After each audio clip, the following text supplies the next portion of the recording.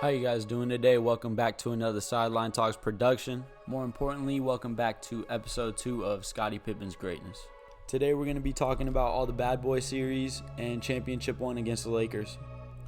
At this point in time, the Bulls had just come off their first series win in over a decade against the Cavs, and they were gearing up to play the Detroit Pistons. However, it was pretty clear that the Pistons were the better team. The Bulls were still too young and just not ready to face a team of the Pistons' caliber. More importantly, MJ was not getting the help he needed. Scottie had shown flashes of what he can possibly become in Game 5 of the Cavs series, but he only averaged 9 points, 5 rebounds, and 2 assists in that Pistons series. Horace Grant was a little bit better, but it still wasn't enough. He averaged 11 with 5.5 boards, an assist, and 2 steals per game. Although MJ had finally gotten the help he needed to get past the first round, it was pretty clear that he needed more help in order to get past a team like the Pistons. Simply put, outside of MJ, they were really still too young and too raw. They desperately needed Pippen to become what he could potentially be. Moving on to Pippen's second year in the league, he showed more and more flashes of that potential. He saw an increase in his points, steals, assists, and rebounds. And the most important part of it all was that he started 56 games. It was still in the early stages of development, but it finally felt like the Bulls found the Robin to go with MJ's Batman. But to me, there was still one big issue, and that was definitely the fact that they went 0-6 against the Pistons in the regular season that year. I mean, you can't go 0-6 against a team and expect to beat them in the playoffs. It's just not realistic. But of course, somehow, someway, in Game 1, Michael Jordan and Scottie Pippen were able to get the win. Scottie almost had a triple-double. He was 4 assists away from a triple-double. MJ went off for 32. They had 3 other players go above double digits, and they just put together a team effort and let the Pistons know that they weren't going down without a fight. I know I've been going back and watching all these games to see how Pippen has impacted the Bulls dynasty, but I can't lie to you guys. My favorite part of it all is definitely watching MJ's performances. In Game 3 of this series, he dropped 46 points, and he just went off. Pippen only dropped 7 off 2 of 10 shooting. MJ was all over the place getting shot after shot after shot after shot. It was like when the lights shine the brightest, he made sure he did as well.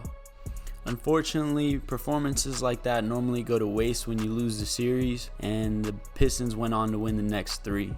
But if you ask me, honestly, the Bulls needed more from Pippen. That series, he only averaged 10 points with 7 rebounds and 3 assists. He did have a steal and a half and a block a game to go with all that, but it was plain and simple. They needed more from their second best player. They needed him to make that jump. They needed him to be even better if they wanted to beat a team like the Pistons. So if you guys remember in episode 1, Scottie Pippen was a 6'1" point guard when he entered college. He just came out 6 to 7 inches taller, which forced him to be more of a wing player. Enter Phil Jackson. Phil Jackson was hired going into the 89-90 season, and he ran a different offense than Doug Collins. Obviously, Phil ran the famous triangle offense, and that allowed Pippen to be more of a point forward. It put the ball in his hands a lot more, and it was no coincidence that that led to his first All-Star appearance. Did I forget to mention that he saw an increase in his points, blocks, steals, assists, and rebounds from the 88-89 season? It finally felt like Scottie was starting to fulfill that top 5 pick potential. More importantly, this was all setting up for an all-time showdown against none other than, you guessed it, the Detroit Pistons in the Eastern Conference Finals. Although the Bulls had lost 4 of the 5 regular season meetings against the Pistons, I still felt like this was the year that they should have overtaken them, because Pippen was really playing at the level you needed if you wanted to be able to beat them. Fast forward to the postseason, and here we go. This series was really like a heavyweight title fight, going blow for blow until the last round. You know how bad the Bulls wanted to beat the Pistons, and you know how bad the Pistons wanted to ruin the Bulls' party. The Pistons handled their business in Game 1 and Game 2 at home, and it was back to Chicago for Game 3 and Game 4. Now, Game 3 was crazy because Pippen and MJ combined for 76 of the 107 points that the Bulls scored. Pippen scored 29 with 2 steals, 5 assists, 11 rebounds. MJ went off with 47, a steal, 4 assists, 10 rebounds.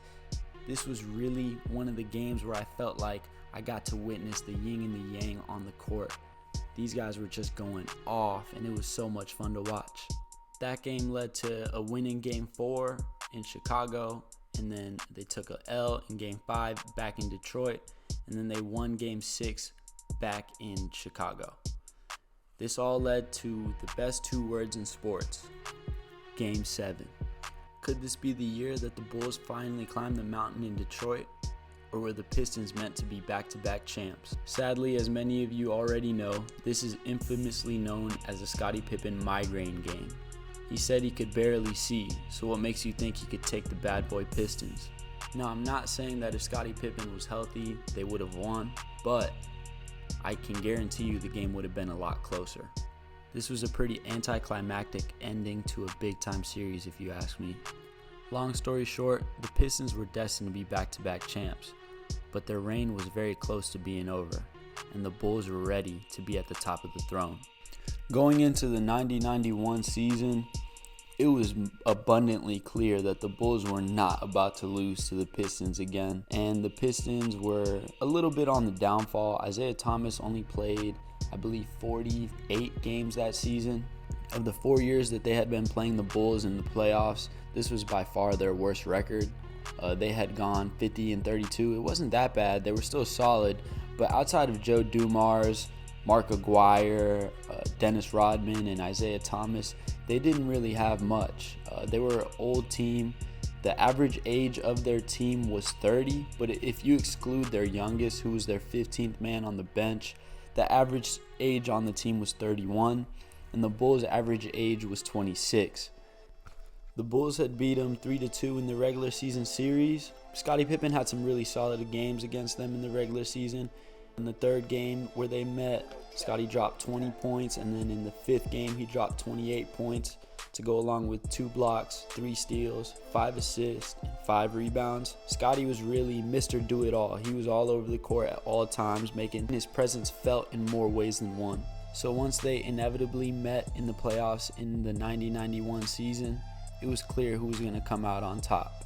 MJ averaged 30 with 5 rebounds and 7 assists, and Scottie was big time and averaged 22 points, 8 rebounds, and 5 assists per game. This was really the MJ and Pippen show. They really dominated this series through and through.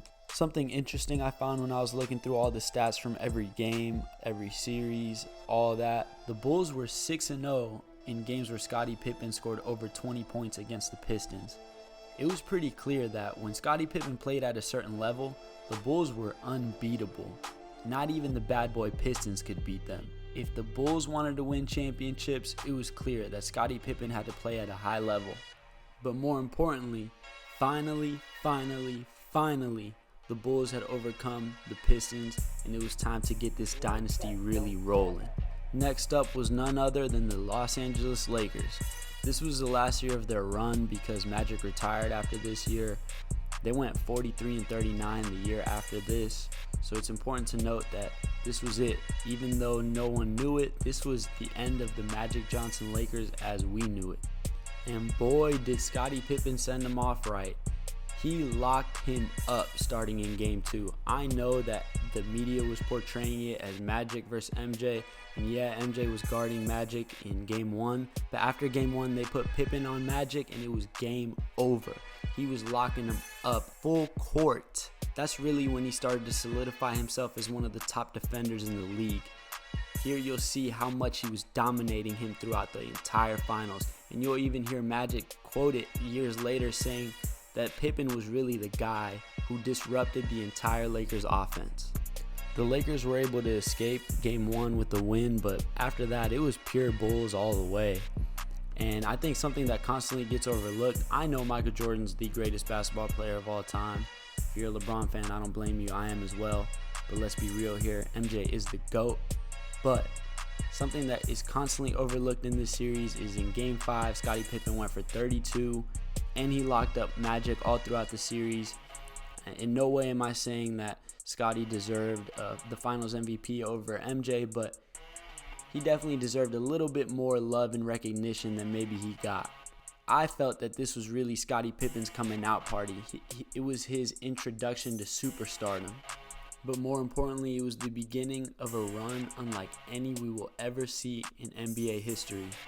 The Chicago Bulls were here to stay, and they were just getting started. If you guys made it this long, I really appreciate all the love and support. Make sure you guys like and subscribe, leave any feedback, let me know what you guys think.